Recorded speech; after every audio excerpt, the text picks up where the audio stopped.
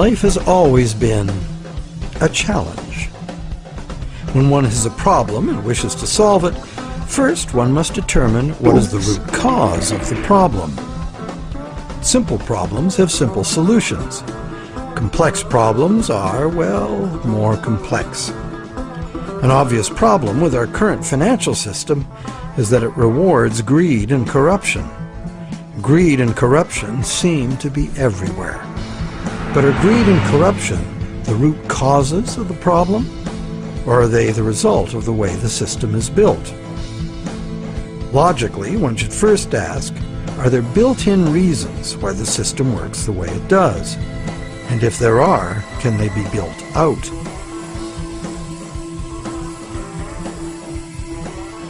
Some say the basic reason the system is unstable and leads inevitably to corruption is the charging of interest. As explained earlier in this series, in our current bank credit as money system, the principal amount of a bank loan is simply created from the borrower's promise to pay back the principal plus interest in money. But the money to pay the interest is not created. The obvious but untrue conclusion is that it would therefore be mathematically impossible to pay off all debts. Many who call for money reform call for the abolition of interest as the solution to the problem. But is interest really the problem? Yes, there would be a serious mathematical shortage if all loans were concurrent and had to be paid back in one lump sum. That problem might apply to gangland loans and sometimes to farm loans, but that's not how the banking system works in general. Bank loans usually get paid back in a series of payments over a period of time, and for good reason. Money is both a stock, the amount in existence at any one time, and a flow, the transactions over time that the money is used for. Flow works like this. If I, the rich guy, lend you $1 and that was the only dollar in existence, the stock, could you pay me back $100? Well, if it had to be paid in one lump sum, no. That other $99, the interest on the loan, would be impossible to pay. It would be impossible to pay even in $2 payments, because there is only $1 in existence. But if I let you pay me the $100 in $1 payments, magic happens. In fact, in $1 payments, you could pay me back any amount of interest if you lived long enough. The only condition required to make full payment of a $100 debt with only $1 in existence is that I give you the opportunity to earn or otherwise get that dollar back each time you pay it to me. This is the flow, and by means of the flow, the same dollar can be paid any number of times and becomes effectively many dollars, all legitimately representing the work done to earn them. It is always the work, the real value, that pays the debt and gives the dollar its value, not the dollar itself.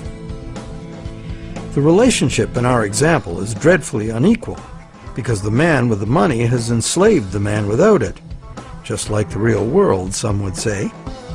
But a simple loan at interest need not produce a shortage of money or cause unpayable debt if flow is 100%, as in our example. Flow is the real measure of economic activity. It's much more significant than the stock in a money system, as it multiplies the effective money in circulation. Given that today we use an exclusively debt money system, what is flowing in all these transactions is credit or promises to pay money. This credit is ultimately nothing more than the promises of borrowers to pay this credit back, usually according to a time schedule and usually with interest added.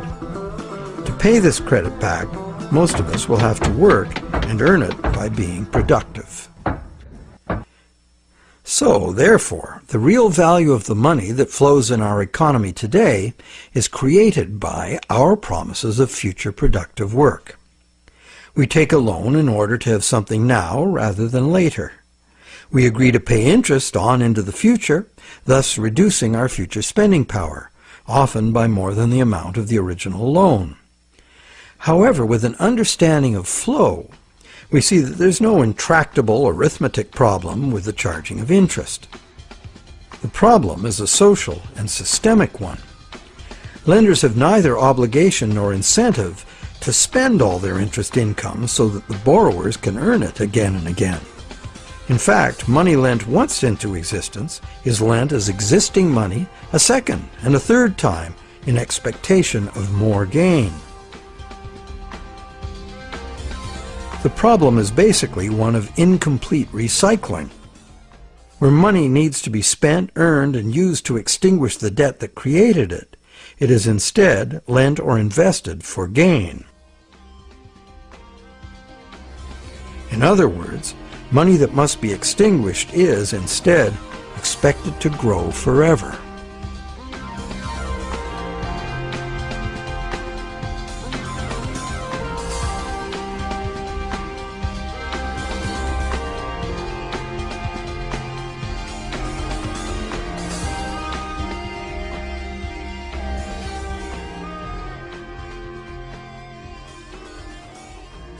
Here's another simple example of a basic mechanism inherent to all lending. Let's say I lend you $100 and you spend it into circulation. It eventually ends up in the possession of someone who doesn't need to spend it and decides to lend it instead. Now once again, let's say this is the only $100 in existence, so you have to borrow it from the secondary lender in order to pay off your debt to me. But now you have to borrow it from me to pay the secondary lender. This twice-lent money has become a perpetually unpayable debt. This debt can never be extinguished, nor even reduced without a default. Notice that interest doesn't even enter into this equation. The problem of perpetual debt remains, interest or no. And even if the money itself is of intrinsic value, like gold or silver, or if it is issued by governments as cash, twice-lent money creates perpetual debt exactly the same way.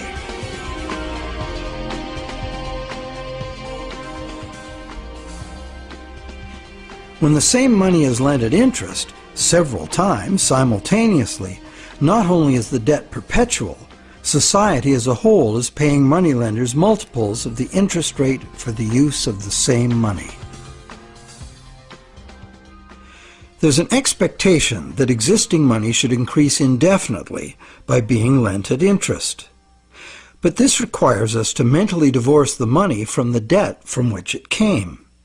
However, the reality is, every dollar created today has a scheduled appointment to be extinguished as a principal payment on the loan that created it. And that's why debt money can't be separated from the debt that created it. It's like a yo-yo spun out into circulation in the economy for a while and then pulled back in at the appointed time. In order for the yo-yo to be free to return, all of the debt money needed to extinguish the debt has to be available to be earned. The flow must be complete. Can't we just pay off these debts with other money? But what would other money be?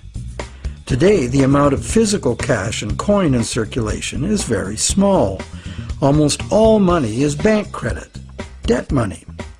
So if almost all money comes into existence the same way, then it's valid to picture each debt money dollar as having its own cycle from creation to destruction. So, the question, can we pay off debts with other money? No, there is no other money, as all of it is similarly committed to debt in one form or another. Therefore, the only way to ensure current payments can be made is to constantly increase the total amount of money in the system. But more money in a debt money system means more debt, so the debt hole in reality just deepens. Since debt is money in this system, it creates the fantasy of wealth for a while. But fantasies must come to an end. The day of reckoning can be pushed back, but only by passing the debt on to generations yet unborn, which is precisely what we are doing now. Government debt piles up endlessly. Corporate debt piles up. Consumer debt, too. As long as total debt keeps increasing, the system can stay ahead of the debt monster.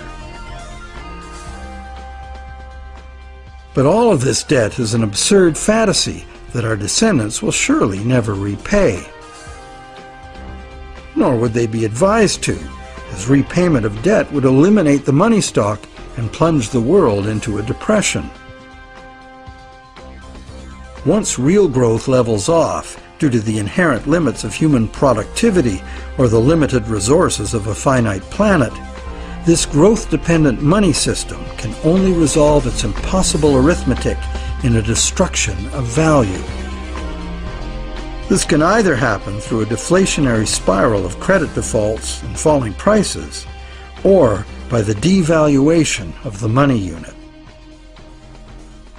Taken to extremes, either course of events will destroy an economy and even a civilization.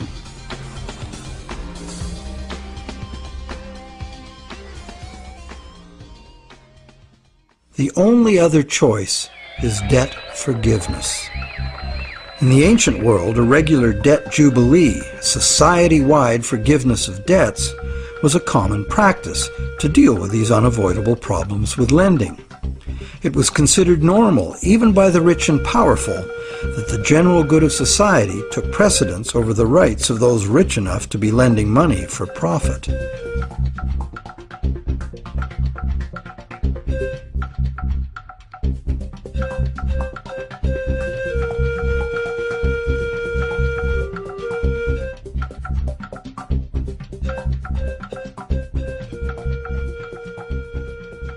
Some say that the money system's problems would be solved if we returned to using gold for money, or silver, or some other limited or hard commodity like oil or energy in general.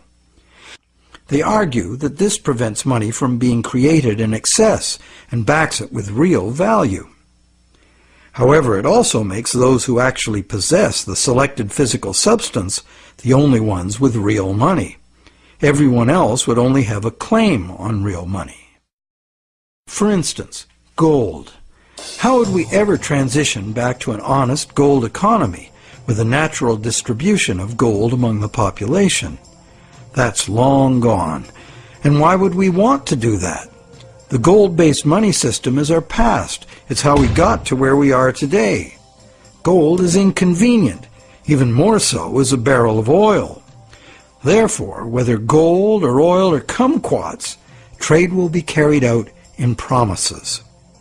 The real question is, if we are going to trade using promises of delivering something of real value, why gold? In fact, why any single commodity? At this time in our evolution, doesn't this very old idea of money merit serious re-examination?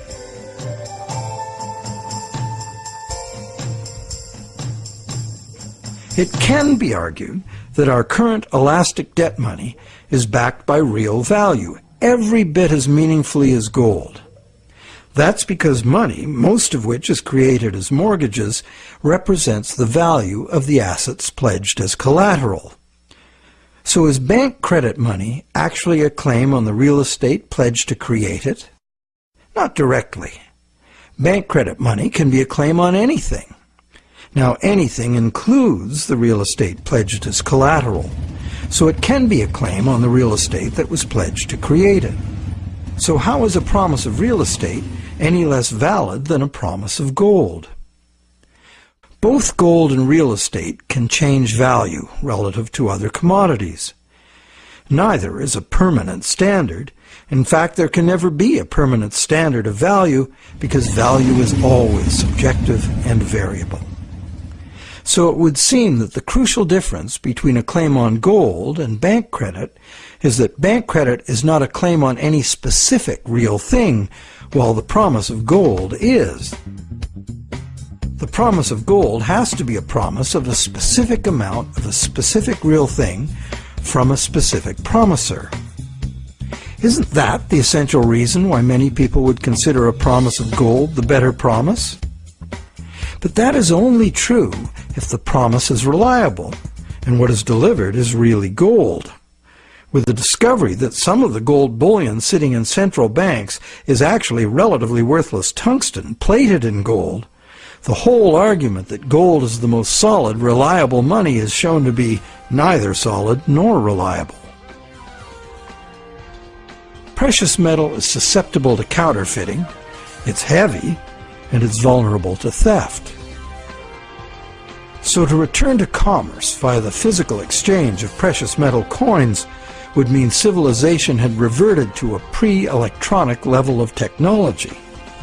In the absence of such a collapse, the economy would still wind up running on promises just as it does now.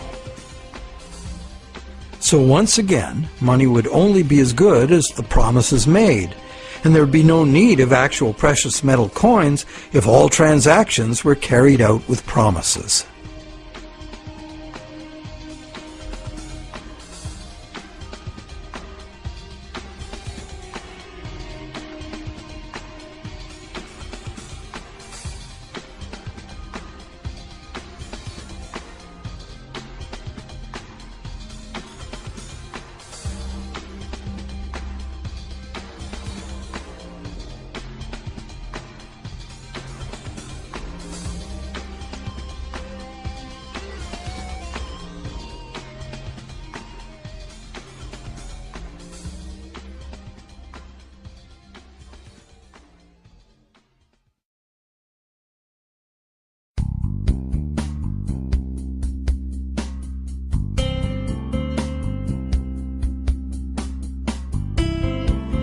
The fundamental question is, what does the need for money to enable trade have to do with the amount of some shiny metal there is, or the amount of any single natural resource or commodity, or real estate for that matter? Where is there any meaningful relationship between the functional need for money and any of these things? To answer that question, let's go back in time and find out when money started and why it became what it is today. We know that Stone Age people had money. In the Stone Age, before writing was invented, money had to be a portable object of value, because that was the only technology available. That's why rare shells and stones, from which jewelry could be made, were ideal as money. A rough standard of value for these money objects developed over large areas, enabling extensive networks of indirect trading. This way, people could obtain specialty items not available in their own environment, and look good doing it. The popular concept of jewelry as a store of value has continued to this day. In later agricultural civilizations, cattle were often the standard value objects for large transactions, and salt for small ones. Salt was rare in those days and valuable. Roman soldiers were paid in salt, thus the term salary, meaning payment for services. With the invention of writing, trade in other commodities could be carried out using promises of cattle and salt. The cattle and salt weren't necessarily what was finally delivered. They were just commonly understood units of value in which the real trade goods could be conveniently priced. Written credits were expressed in these two common units, although they represented a variety of real goods and services. This form of money was ideal for local economies, where traders were known to each other and pledges could be collected upon.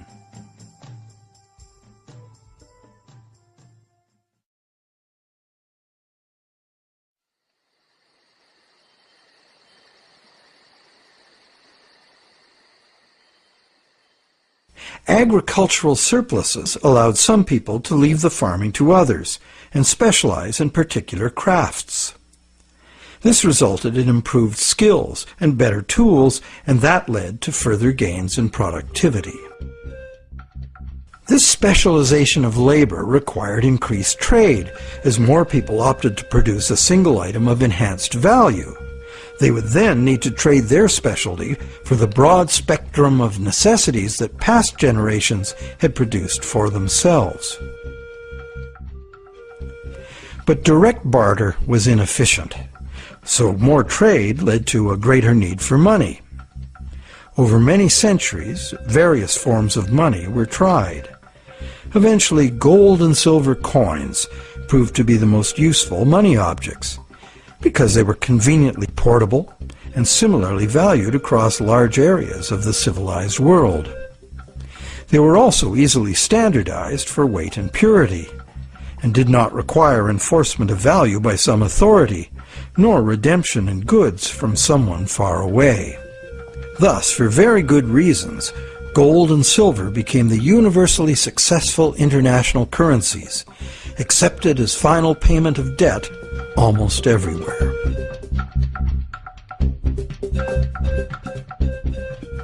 The problem with a system in which money is a standard commodity is that it is most efficient when only one standard commodity is used. But if you do that, it makes the value of money exclusively dependent on the quantity of that one commodity in relation to all other commodities.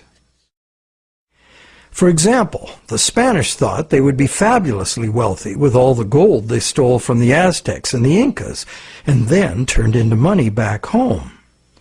But when the gold got back to Europe, sure, the amount of gold increased, but it didn't increase real productivity in proportion. Fertilizer would have been more useful for that.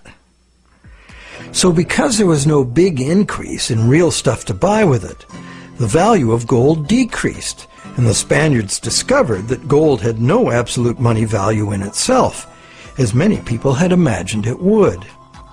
Its value was determined by its abundance relative to the value of real goods and services to be bought. Yet many continue to argue that the value of gold, a luxury item of no practical use to most people, should be the measure of value for all the real goods and services essential to our lives. While some campaign for a return to gold, others mistakenly believe that today's money still does represent gold held in a vault somewhere. That hasn't been true for decades. In our current money system, we use national fiat currencies and bank promises to pay in national currencies as the standard commodity instead of gold. National currencies used to be promises to pay in gold or silver, but way more promises were made than could be honored, so that system fell apart. Today, national currency is just legally enforced money, what they call fiat money. That is, it's money you have to accept because the government says so. To many, this government fiat money is just worthless paper. But is it really? We can pay our taxes with it, and governments, especially local ones, provide essential services paid for with those taxes, like roads, schools, hospitals, libraries, police, and military. So government fiat money isn't worthless at all. Now, it is true that consumers of government services have no individual free market choice as to what their tax money is spent on and what services they receive. In fact, many taxpayers may not want those services. So therefore, this money can rightly be accused of being monopolistic, coercive, and socialist. But government is coercive, monopolistic, and socialist by nature, isn't it? What else should it be? Government in a democracy or a republic is ideally a single authority, empowered by society to enforce laws agreed upon by society for its own collective benefit.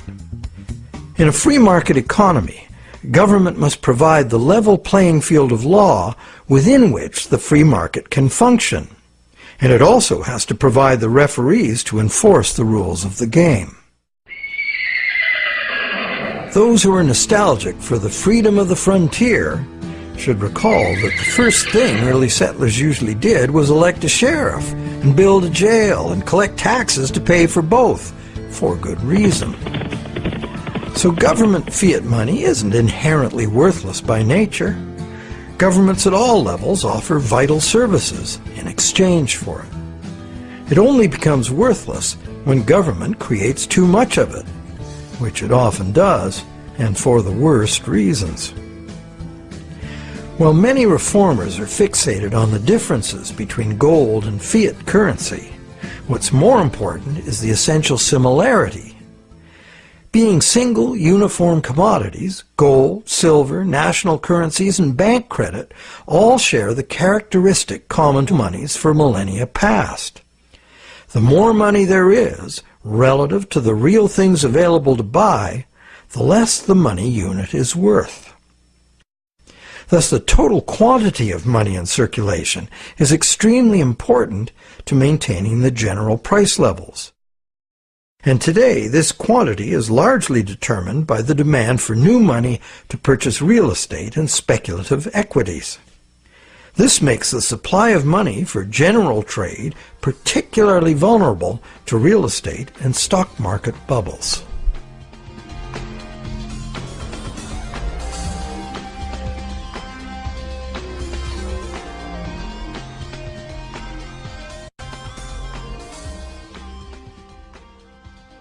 Perhaps the most significant problem with money as a single commodity is its tendency to concentrate wealth. Those who have no money must get it from those who have it to lend.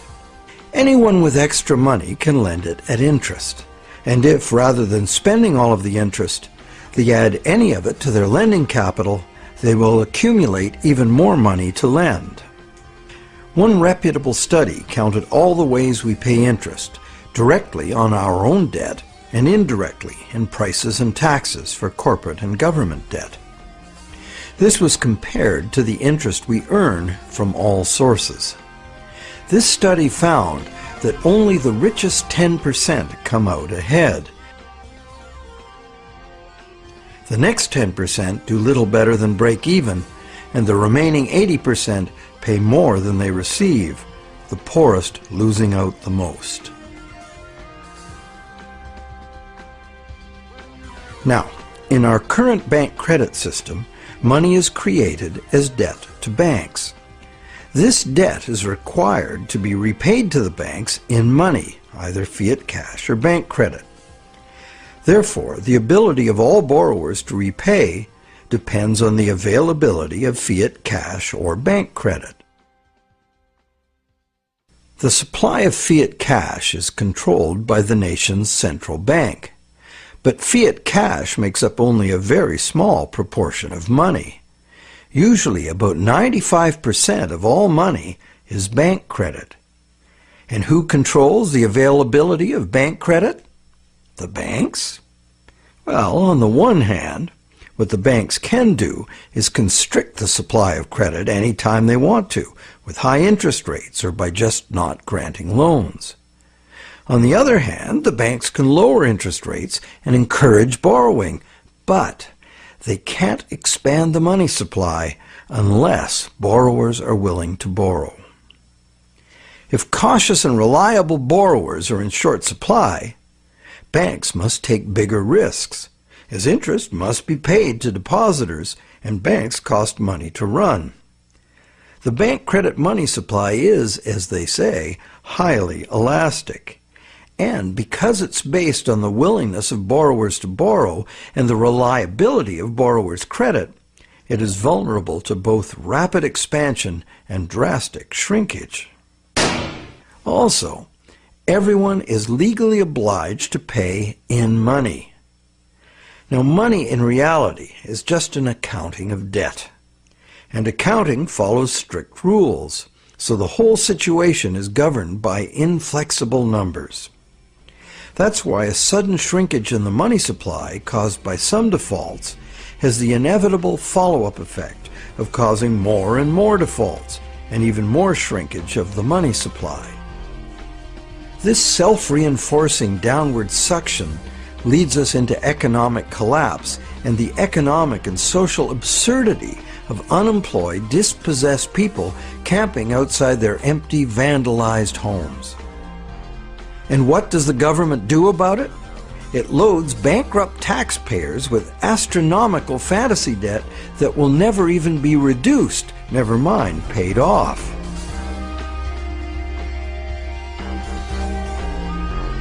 All this is done to fill up the negative balance sheets of the banks with money the banks never had in the first place.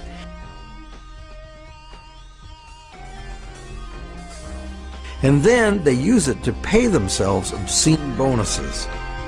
Life is good for those who know how to play the system.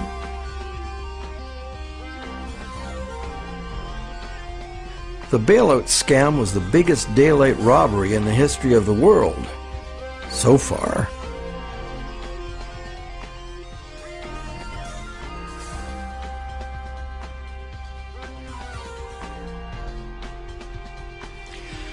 All of these tendencies of the money as commodity system are features of the system itself. The greed and corruption comes in as those who understand the system profitably surf the inevitable waves of boom and bust. Those who understand the system know what's coming and even precipitate it when the time is ripe for them to take advantage of disastrous mass events for their personal and political gain. But it's the structure of the system itself which gives them the opportunity.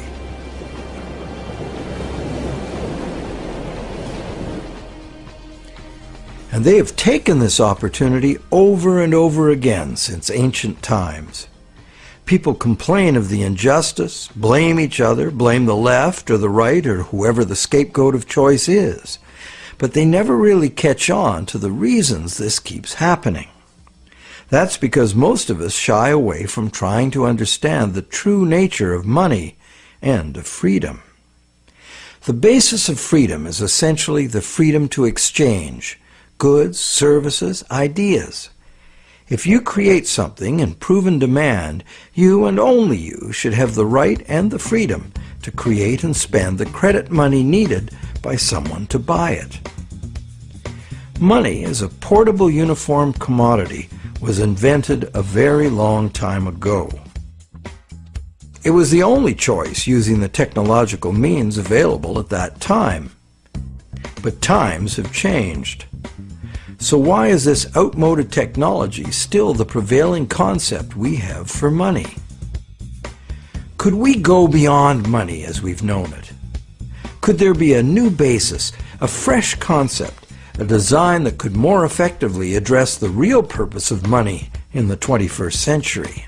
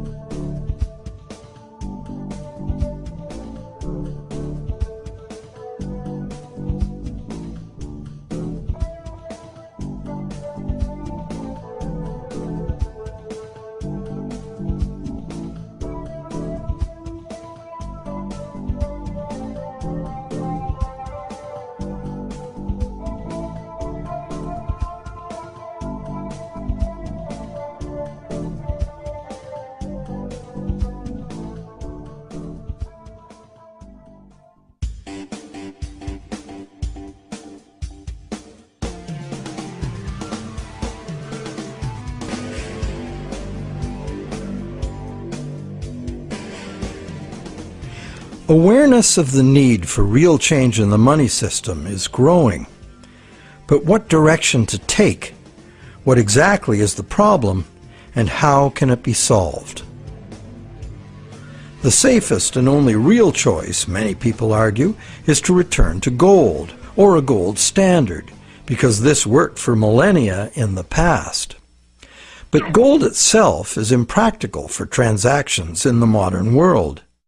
It was impractical centuries ago, which is why the promise to pay gold system developed. And so it is certain that, in practice, transactions would be conducted in promises to pay gold, not gold itself. Thus, the promises to pay gold money will only be as reliable as the promises. So in reality, it isn't the gold that makes the system work, it's the reliability of promises. Would they be reliable promises? Maybe. But what we would be using as money would be like the old goldsmith's promises, made in the knowledge that only rarely does anyone ever ask for real gold. This was the problem with the goldsmith situation. The real gold was seldom claimed, allowing fraudulent promises of gold to be made and used as money. Why would history not repeat itself if all the same elements remained in place? Another thing, what most people say they like about the gold system is that promise of gold money is a promise of a specific amount of real value. Now this is an odd idea, given that the vast majority of us have no use for gold, so how much real value can it have for us?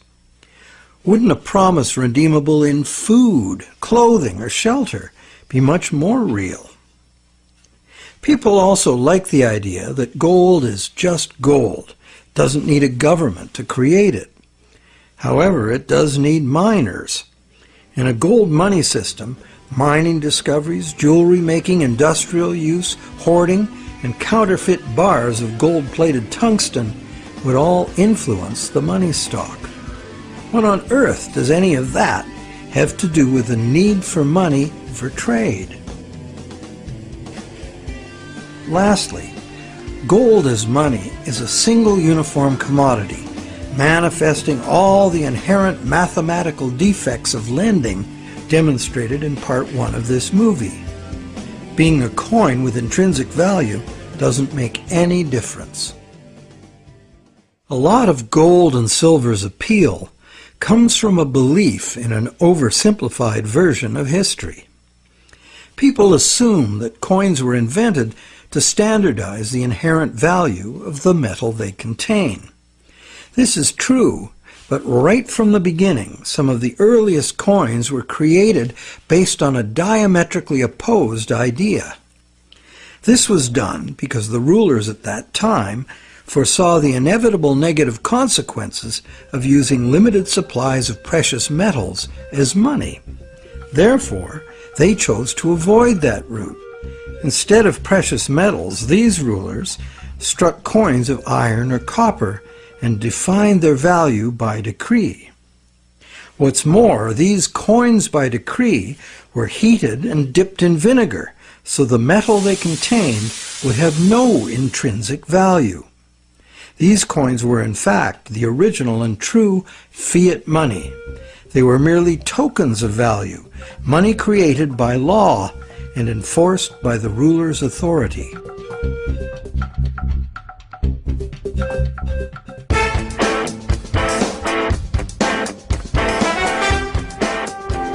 Pure fiat money is the other main idea favored by money reformers. They would restore fiat money to its true status as a national government monopoly on money creation. This current of money reform, in stark contrast to the gold advocates, insists that true money is fiat money by authority of the state. This money is to be simply spent into existence as a promise by the state to accept the same money back in payment of taxes. The taxes are compulsory, and the state also promises to enforce the acceptance of this money in court. These are very reliable promises and can result in very reliable money. if not abused. The problem these fiat money reformers have with the current system is that government has given away this power to private bankers and is now borrowing at interest money it could create itself with a few keystrokes, just like the banks do. This results in a massive unpayable national debt on which interest will forever be paid. This ever-growing national debt expands the money supply when new money is created by the central bank to buy more government debt.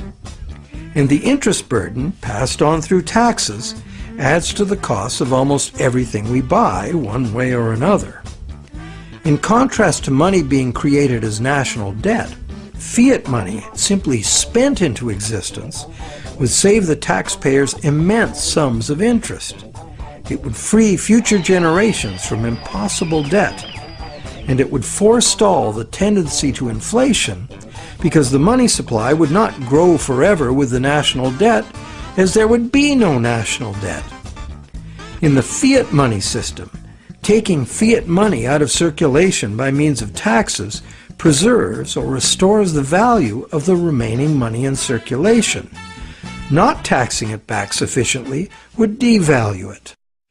Understanding the proper use of government fiat money is a revelation. If you can charge prices or taxes for something in the future, you can issue that much new money now, because it is your valuable services to others and the reliability of your promises that create the real value of any money. The government can honor its promises to accept its money back in taxes, and it will make your debtors pay you in government fiat money if you take them to court. These are good reasons why government-issued money works now, and why it would work if governments just self-issued this credit instead of borrowing it from banks. But in this pure fiat money system, the money supply must still be determined by central authority. Therefore, the money supply is still limited, monopolistic, and managed from above. They have the power to create money, and you have to get the money from them. They also have the power to create way too much money and spend it on wars and other unproductive activities without the approval of those whose productivity gives that money its value. In the current system, these inflationary debts are now beyond absurd, threatening to crash the entire system and drag the whole world into chaos. To save themselves, governments are now laying impossible claims upon the productivity of generations yet unborn, a truly hopeless cause given the overall world situation. Witnessing government performance to date, many people believe that returning the full power to create money to corrupt, incompetent politicians would not only fail to solve our problems, it would be the height of insanity. It would really all depend on the quality of the people in government. Fiat money reformers believe there would have to be a substantial revolution in government to wrest this power back from the banks. Therefore, they believe it would be reasonable to expect that honest and competent people with a sincere concern for the public good would be in charge. But, good guys or bad, we would still be dependent on some distant someone else to maintain the value of our money. And they would have 1,000 pressures and temptations to enrich themselves by not doing so. And like gold as money, government fiat money is a single uniform commodity, manifesting all the inherent mathematical defects of lending at interest and twice lent money. Once the government creates the fiat money, and it goes into the banking system to be lent at interest, the problems created in the current system will continue as before. So, this pure fiat money idea might be very useful in rescuing governments from their own hopeless financial positions, and it is a limited example of the self-issued credit principle being advocated here. But pure fiat money would not address the root problems inherent in the math of lending, unless the principle were expanded beyond government. Advocates of pure fiat money like to claim it is money created by law, as if it were independent of economics. But if new fiat money were just spent into existence year after year without being removed from circulation as taxes, it would become worthless. What these fiat reformers tend to ignore when quoting history is that in ancient money-created-by-law systems, the prices of critical commodities were also dictated by law. In fact, the value of money was defined by the ruler as so much of a certain commodity. Charge more or less for the designated commodities and it could be off with your head. Today, price controls like this could only be achieved in a self-isolated and totally bureaucratically controlled economy like Soviet communism. In a free market global economy, money created by law is bound by the same laws of supply and demand as any other single uniform commodity money. In other words, pure fiat money in a free market is an illusion. There's no such thing.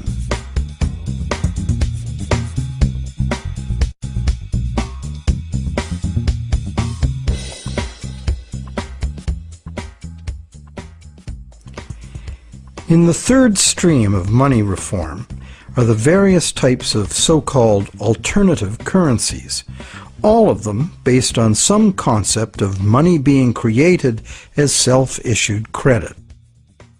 Many examples of such systems exist today all over the world.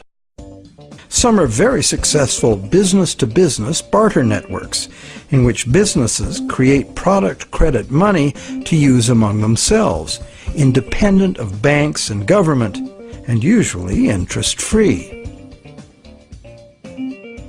Such systems are tolerated, and in Switzerland the existence of the Weir system is generally credited with stabilizing the banking system by expanding when the conventional system contracts and vice versa.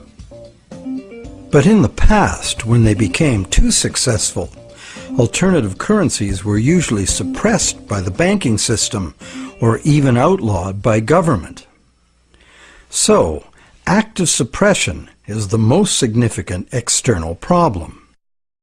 The most common inherent problems with these systems are their limited scope and acceptance, their operating costs, and the unreliability of member credit.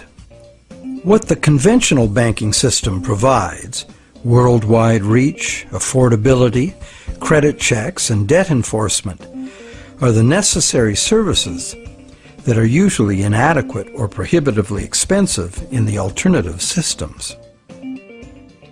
Once the small group of idealistic and honest originators are joined by members exhibiting the full range of human behavior, alternative systems discover they must deal with cheaters. Some are deliberate cheaters, others just not too conscientious about their debts. And at the opposite end of the spectrum are the hyper-conscientious people who won't issue credit because they are afraid they won't be able to fulfill it. A self-issued credit system cannot work if the members are afraid of issuing credit. And that is why it makes far more sense that government and essential industries like farming, forestry, mining, manufacturing, and construction should be the main and widely accepted sources of self-issued credit, not vulnerable individuals trading haircuts for pottery. However, we are talking about creating a truly liberated system of exchange. Therefore, in this proposed new system, anyone would have the freedom to issue credit, because only voluntary acceptance would determine the circulation of it. The costs of accounting in self-issued credit systems could be overcome entirely by emerging technologies, allowing the creation of a digital coin. Digital coins could be passed from one owner to another, peer-to-peer, so that no bookkeeping and no third-party involvement, like banks or PayPal, is required. This leaves only the problem of achieving global spread. Thanks to technology again, this could now be achieved at little cost and at the same rate and with the same ease that the existing social networks like Facebook and Twitter have spread. So there is a positive answer to all the questions we have posed in this movie. And there is a solution that has the potential to unite the three seemingly conflicting schools of money reform into one cohesive movement for fundamental monetary change. Because, when examined closely, be it gold, tax receipts, or someone's goods and services, all three schools of money reform are really calling for the same thing: money that is redeemable for something specific from someone specific. Once one comes to that realization, it becomes obvious that self-issued credit for the full range of goods and services in demand would necessarily include gold, silver, and government tax receipts, as these are also things in demand. We just need to look beyond obsolete beliefs to see the heart of the situation. The all-inclusive self-issued credit system, the basis for almost all so-called alternative currencies, could contain within it both the precious metal and the payable for tax models of money without any contradiction.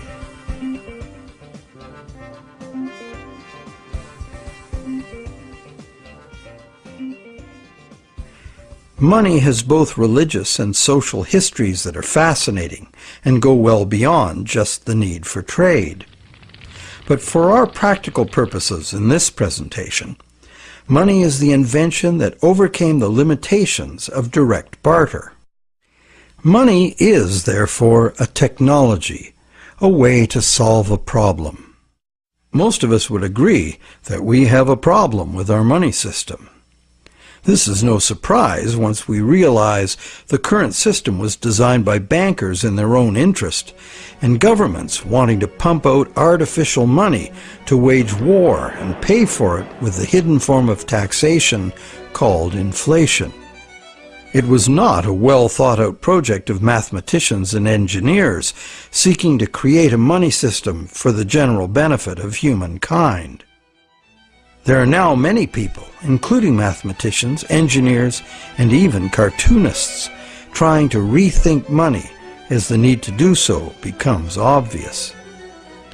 In this presentation, we've proposed that we return as close to direct barter as we can, because doing so would anchor the money system directly to the real-world things we want to exchange. The destructive flights of fantasy money that have brought the current system to its breaking point would not be possible. Self-issued credit is not a new idea. It is, in fact, an idea as old as numbers and written record-keeping. That is very old. However, only with our new technologies can it finally achieve its full potential as an international medium of exchange.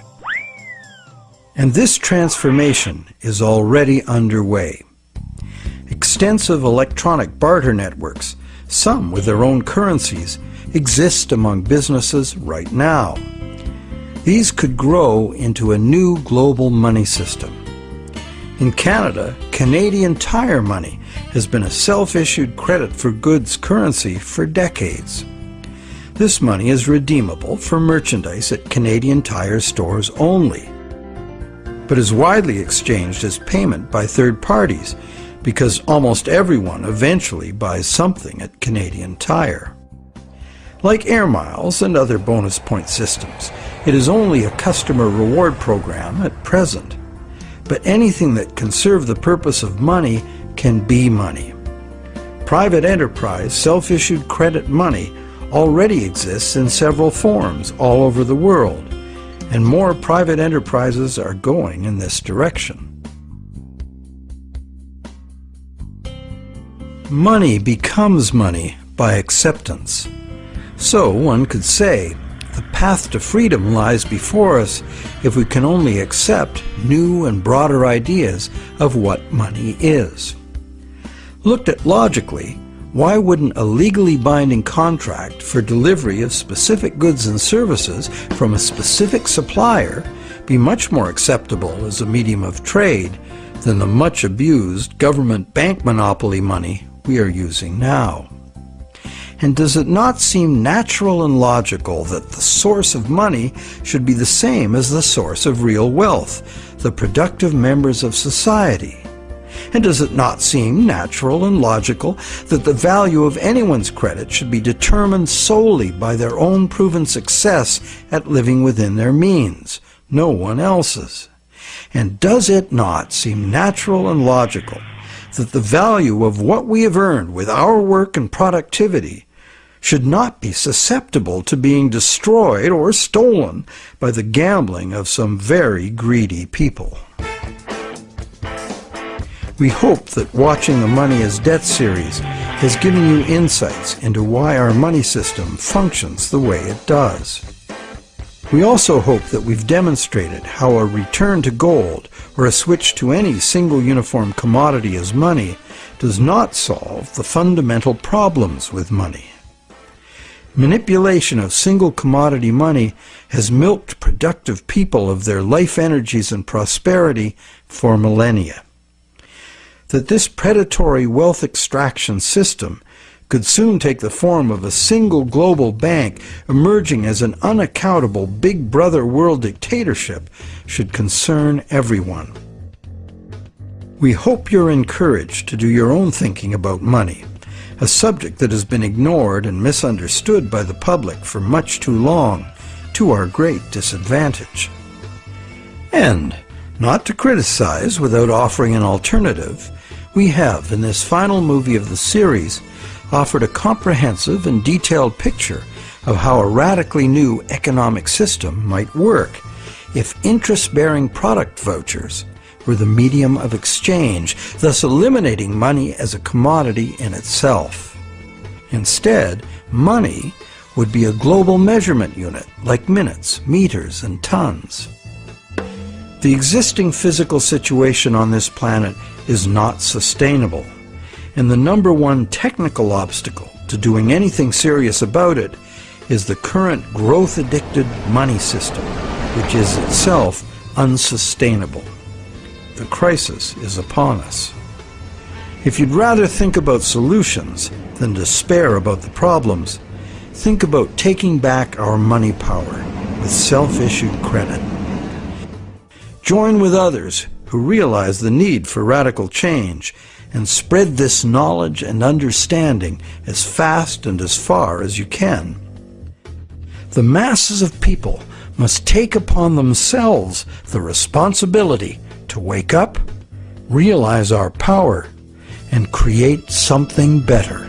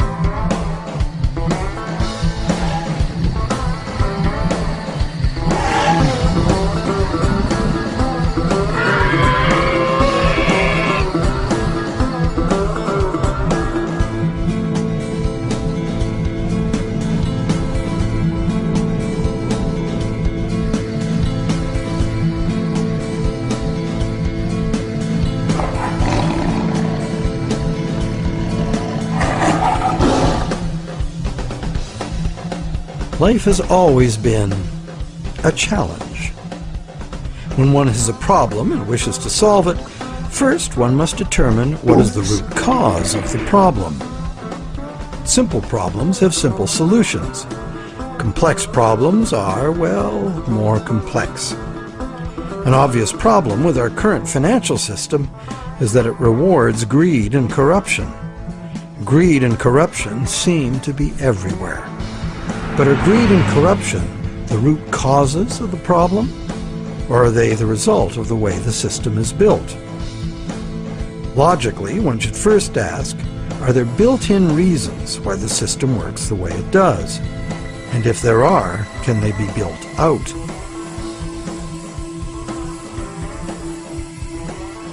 Some say the basic reason the system is unstable and leads inevitably to corruption is the charging of interest. As explained earlier in this series, in our current bank credit as money system, the principal amount of a bank loan is simply created from the borrower's promise to pay back the principal plus interest in money. But the money to pay the interest is not created. So, therefore, the real value of the money that flows in our economy today is created by our promises of future productive work. We take a loan in order to have something now rather than later. We agree to pay interest on into the future, thus reducing our future spending power, often by more than the amount of the original loan. However, with an understanding of flow, we see that there's no intractable arithmetic problem with the charging of interest. The problem is a social and systemic one. Lenders have neither obligation nor incentive to spend all their interest income so that the borrowers can earn it again and again. In fact, money lent once into existence is lent as existing money a second and a third time in expectation of more gain. The problem is basically one of incomplete recycling. Where money needs to be spent, earned, and used to extinguish the debt that created it, it is instead lent or invested for gain. In other words, money that must be extinguished is, instead, expected to grow forever.